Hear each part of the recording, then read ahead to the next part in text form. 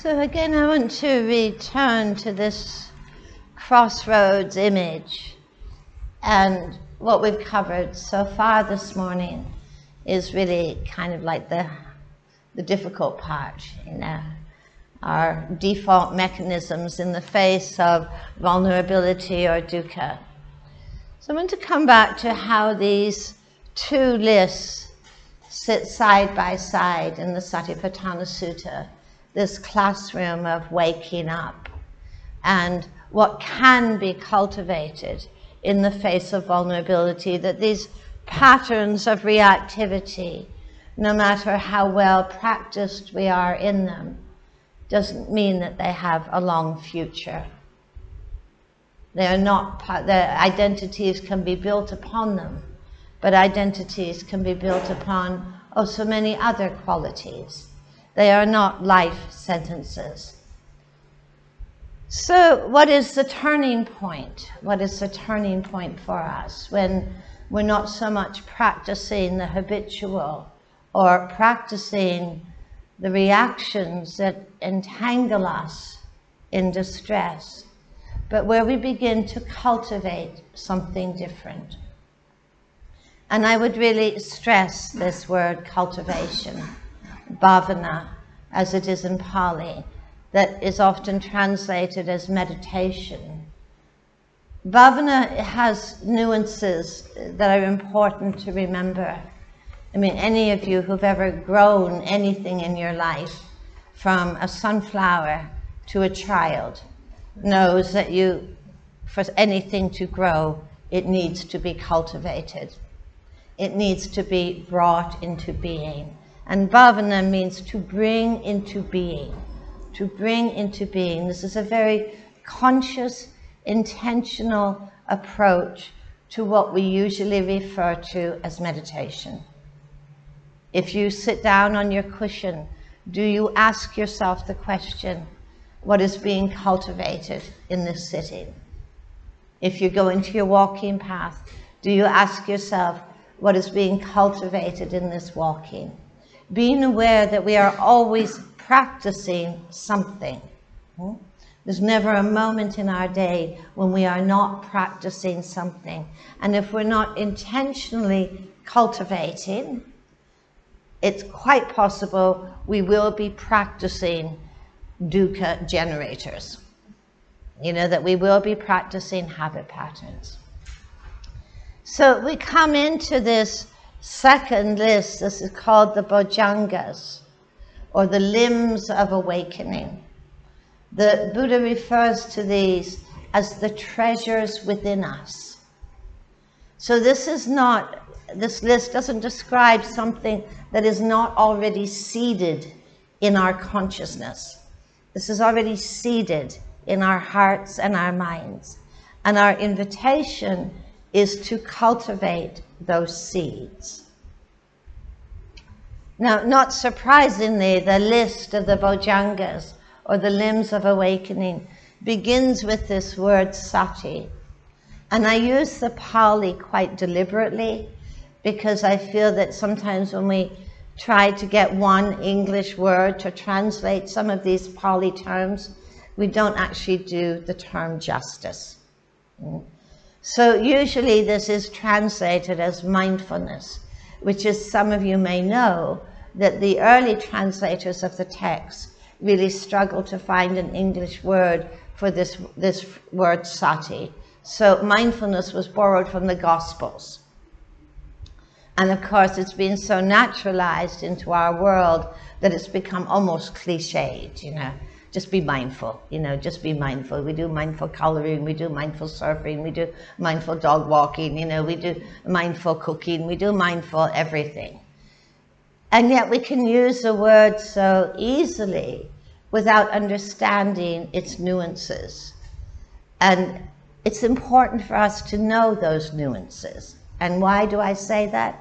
Because mindfulness has so many different modes of expression or modes of cultivation, so many qualities woven within it, that in different situations in our life, we may actually benefit from drawing upon one of those nuances rather than another.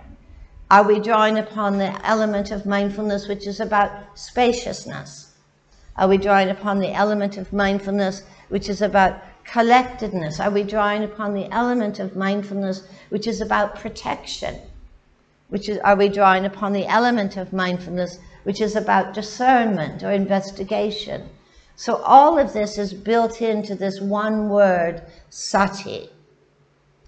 And I wanted to just break down, five of the primary functions of sati, or five of the primary dimensions of mindfulness. One of them, the first of these, is simple knowing. I know what is happening. It's developing a kind of literacy inwardly of knowing what is happening. A thought is happening, a sensation, a sound, a mood. I know what is happening. This simple knowing, it sounds simple, but actually what is happening in this cultivation, it is a stepping out of the narrative of what is going on. It's stepping out of our interpretations, our associations, our stories, our memories. It's a very present moment, simple knowing. Something very important happens in developing this simple knowing is that we step out of the eye of the storm. We step out of the identification. We step out of the narratives. And it's almost the point where we're establishing a much clearer conversation almost with what is going on. We've stepped out of the identification. The body. A sound. A thought. Without it picking up or generating all of the narrative around it. So this is a calming element of mindfulness in itself. It's calming some of the agitations. If you look in the Satipatthana Sutta, one of the first instructions about cultivating mindfulness is to breathe in, calming the formations, and breathe out, calming the formations. And the formations are the patterns of agitation. The patterns of agitation in body and in mind. So this simple knowing is the first dimension of sati. The second dimension of sati is protective awareness. This is not about defensive awareness, but about protective awareness. And the image that is used in this term is learning to be a wise gatekeeper of your own heart and mind.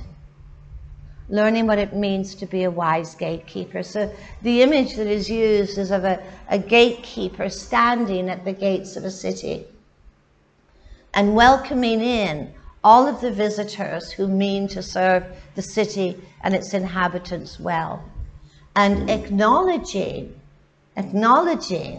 those visitors to the city who would undermine the well-being of the city and its inhabitants, acknowledging them, knowing them, but not entertaining them and not inviting them in. This is a discerning element of mindfulness. Knowing what leads to distress, knowing what leads to the end of distress, knowing what leads to the deepening of insight, knowing what leads to the deepening of confusion, knowing what takes us away from freedom, knowing what brings us closer to a sense of freedom. Think about it in your experience.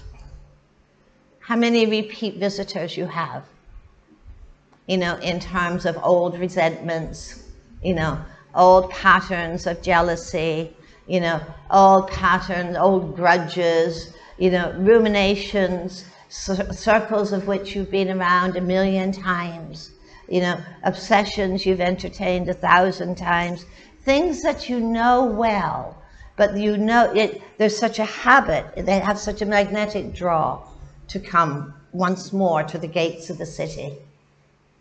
This element of protective awareness involves clear comprehension. We actually really need to know what is going on. Without clear comprehension, this is just putting away. And it's not protective awareness anymore, it's defensive awareness. But we may sense in some of those cycles of repetition that actually all the clear comprehension we could possibly have is there. Everything we could possibly understand is being understood. And now this is repetition and habit. And protective awareness is actually saying, I know you. I know you. And yet I don't need to entertain you. I don't need to entertain you. And how do we entertain? Through thinking, through dwelling, through narrative, through repetition. We entertain that which does not serve us well. So there's an element here of protective awareness of being a good gatekeeper. It's being a good gatekeeper. And for those of you who are involved in contemporary mindfulness applications, this is it seems like the complete opposite of the guest house poem. You know? Which, just come on in, Well, actually, maybe everything doesn't need to come on in. Because in actually not actually making that kind of, in not making that effort to stop feeding, those unwelcome guests are just going to grow and return. I came across a quote the other day that would apply to this. It said that, human beings are the only animal whose desires grow when they are fed. And we might say that human beings have a remarkable capacity to grow what is unhelpful to them. Through obsession, through dwelling, through proliferation, through storytelling. So the gatekeeper stands at the gates of the city and says, I know you, but I don't actually need to serve you a 5-course meal. It's a shift, but this protective awareness is just so important. It's so important, I think, for calming the mind, for stilling inwardly, for stepping out of patterns of agitation. The third of the domains of mindfulness is investigative awareness. To probe beneath the surface of things. To probe beneath our stories, our assumptions, our conclusions, our self-views, our views about who we are, our views about who another person is. The investigative awareness that is actually diving underneath the concepts to know experientially and in a present moment framework what is actually going on here. What is actually going on here? And the image that is used here is the image of a good surgeon or a good doctor. That if someone goes to a good doctor or a good surgeon with an arrow embedded in their arm, a good surgeon is not immediately going to bring out their hacksaw and chop off the arm.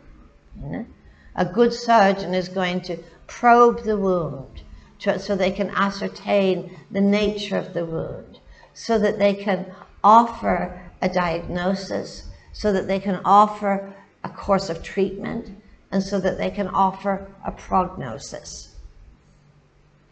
So it is actually that kind of almost ability to palpate experience with mindfulness, to actually dive beneath the assumptions or the kind of more superficial knowing, and to investigate something fully.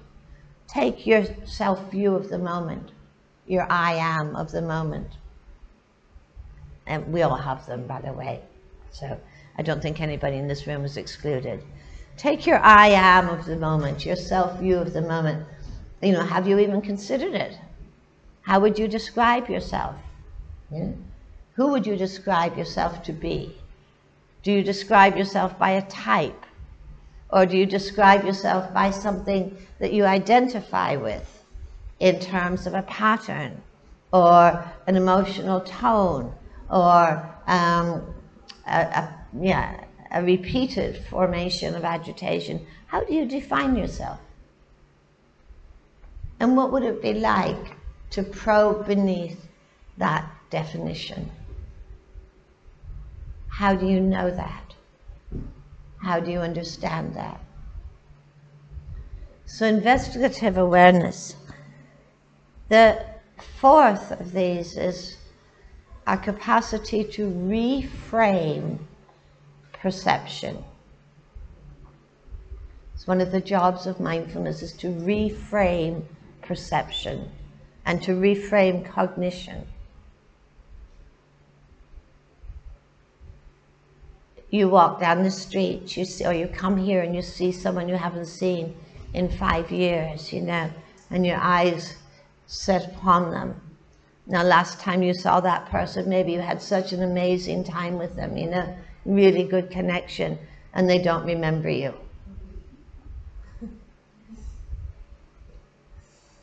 And you feel, well, you know, they were such a lovely person. Now look at them, they're so unmindful, they don't even remember me, you know.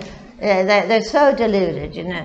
Or you see someone you had met 5 years ago here or somewhere else, and, you know, you remember they were the person who never turned off their phone, you know. They were the person who just took up all the space, you know, there they are again, there's that really, really obnoxious person. Our world is filled with perceptions, you know, and some of them are obviously very benign, some of them are just very navigational, quite helpful and necessary in life. To know your address, you know, to know the difference between a speeding bus and a donkey, you know. It's really helpful to have those navigational perceptions. Most of our perceptions do not come to the party alone. Most of our perceptions are loaded with both emotional history and emotional memory, which is why it is so difficult for us to see something anew. Why it's so difficult for us to see ourselves anew. And this kind of loaded perception is actually what takes, in many ways, the mystery and the awe out of life. Because we live so easily and find comfort in living in a world where we can say, I know you. You know, I know you. Or I know this. Or I know something else. And very often that emotional history, when we repeat those perceptions, we bring the past into the present. Which is why we keep experiencing, you know, when I see that person who I think of being as obnoxious, it's not just that I have the perception of them, I have the same emotional reactivity to them. You know, of feeling annoyed and irritated. So we keep bringing the past into the present, not just the perception, but repeating the emotional association with that perception. You know, I've had a bad experience in my childhood with heights, you know, so I'm standing on the edge of a cliff, you know, and all I see is danger. All I see is danger. And being mindful of how, you know, in a way this kind of makes life easier, doesn't it? Because we don't have to sort of reflect too much or investigate too much when we live in that world of I know. But that reframing is something so important if we're to bring again a sense of awe and mystery into life. You see it in small children, don't you? You know, when perception is not loaded, you know, how a small child, they can revisit the same sand pit 100 times, you know, or the same load of gravel 100 times, and it's still, wow, you know, it's still new. It's still new. So reframing perception. The other aspect of mindfulness, which is spoken about somewhat less in the early texts, is rebalancing negative attentional bias. When I taught at Exeter University, I taught in a room where there was a coffee stain on the carpet, and you know, students would come in to lie down on the floor to do their body scans, etc. And so many people just had a thing about this coffee stain. I have to tell you, you know that. Like, why doesn't this university take better care of its rooms, you know, and you know, I don't want to lie down anywhere near that coffee stain, you know, and how do I know the rest of the carpet's not filthy? 99% of the carpet was perfectly clean. But you walk into the room, you see the coffee stain, you know, you see the coffee stain.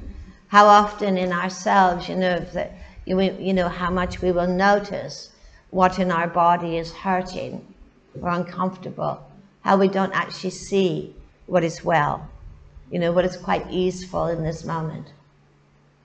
How we can walk into this room, and find what is, those pretty weird frames on the wall.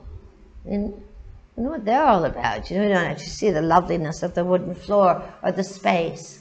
How our attention is so easily drawn to what we deem to be imperfect. And we miss so much in life. And this becomes, of course, a huge pattern. There's many ways that mindfulness endeavors to rebalance that negative attentional bias through the cultivation of the lovely, the cultivation of appreciation, of sensitivity, of spaciousness, of gratitude, of metta, making those little adjustments inwardly. And, this is quite crucial in our lives. It's quite crucial in our lives, especially when we've been in or are in the midst of, a world that just feels, dyed with the difficult and the horrendous. Actually, we also need to know what is well, what is easeful, what is lovely. We cannot ever make ourselves sensitive or joyful, but we can certainly make room for sensitivity and joyfulness. So would you just think and bring in some of the other nuances of sati or mindfulness that I think are just so helpful for us to consider. And one of the really important ones is the image of someone standing on an elevated watchtower or an a high hill, and having a kind of panoramic view of the world, the landscape around them, without seizing upon any details, without preferencing any aspects of that landscape. So you get a sense of this is the aspect of mindfulness which is about spaciousness. It's about really that inclusivity. It's about not seizing upon details. And try and think of a time in your life or a mood when that aspect of sati would actually really be helpful to cultivate. You think of any thoughts? Would you rephrase the question? Can you think of yourself, what kind of mood would actually be helped by cultivating this aspect of sati, of spaciousness and inclusivity, and not seizing upon details? Oh. Sorry? Oh. No, what mood would be helped to get out of by cultivating this aspect of mindfulness? Sorry, I didn't phrase that very well. Agitation, busyness, overwhelm. Irritation. Anger. Yeah. Anything that contracts us. Anything that contracts us. Maybe this is the encouragement. Here's possible. I can actually cultivate that sense of spaciousness. It's almost like going outside and looking at the tree, and instead of focusing on the leaves, to look at the space around the tree. And to look at the space around the tree. So this image of the gatekeeper is one that's deeply important. The image of a parent caring for their sick and ailing child. This is one of the images that's used of sati. This qualitative aspect of kindness, of compassion, of tenderness, of showing up for suffering and the difficult without fearfulness. Another aspect is the one I spoke about the gatekeeper. Another aspect is the one of the surgeon. Another aspect of image of sati is of someone walking through a crowded marketplace, carrying a bowl of oil on their head, followed by someone with a sharp knife, and if they spill a drop of the oil, they're going to get their head removed. It's rather stark. But it's what it's pointing to is the importance of being embodied. This level of care that's needed to be embodied, to move through this world in an intentional and conscious way, so as not to get lost. Another of the images that is used is of someone driving a chariot. We could call it a car, driving a chariot through a crowded marketplace and needing to do that so carefully so as not to knock people down on their way. And this actually speaks to this element of sati, which is not just about caring for oneself, but actually about the kind of footprint that we're leaving on the world, how we are affecting others around us. Another of the images associated with sati is of a farmer plowing their field. And in the old days in India, the plow would be attached to a pair of oxen and the farmer would stand on the plow, and knowing just the right amount of weight to put on the plow to make it usable for growing seeds. Too much and the seeds will be swallowed. Too little, the seeds won't grow. And this really speaks to this element of sati, which is really about the kind of effort that we bring. Too much, overdoing, we won't thrive. Too little effort, we also won't thrive. There's about 100 of these images, by the way. I'm just trying to come through some of the... I think that's enough of them for now. But I hope you get a sense that sati is not one-dimensional. Sati is so nuanced. And, to really consider what dimension of sati is really most helpful right now. Is it more protective? Is it more investigative? Is it more kind and tender? Is it more spacious? What aspect of sati is helpful for us right now? And this sati, like in most Buddhist lists, is always the embarkation point of change. It's always the beginning to walk a pathway where something can be transformed. That how difficult it is for anything at all to change without awareness, without mindfulness.